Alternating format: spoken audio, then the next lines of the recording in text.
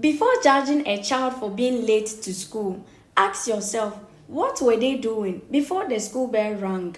Have you ever seen a child carrying heavy loads, hacking under the hot sun, and wondered what happened to their education? I worked during vacations to help pay my college fee. But today, I want to talk about the children who don't have the luxury of waiting for vacations. Let's talk about child labor and its effect on education. Whenever I see children selling by the roadside, carrying heavy loads, I think about their education. This topic is personal to me. Being a college student, I had to support my fictive kin in running her provision shop during vacations so I could get money to pay my fees when school resumed.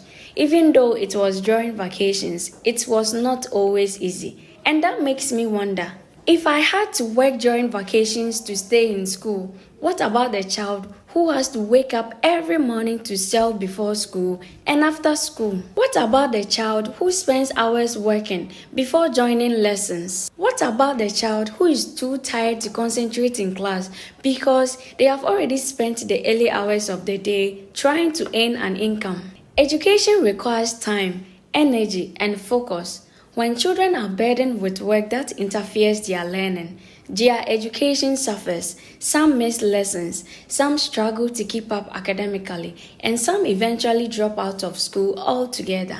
The reality is that many children are not working because they want to.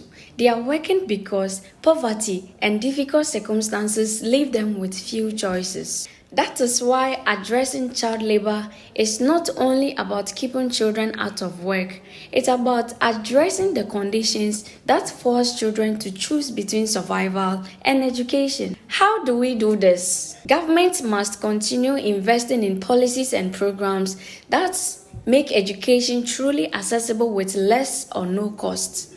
Parents need support to provide for their families without depending on children to sacrifice their education.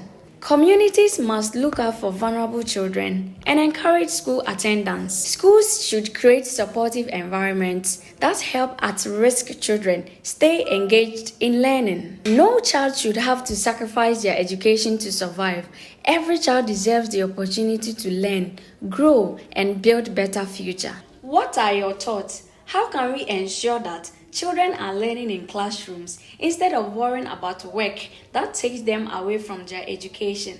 Share your thoughts in the comments and let's continue the conversation.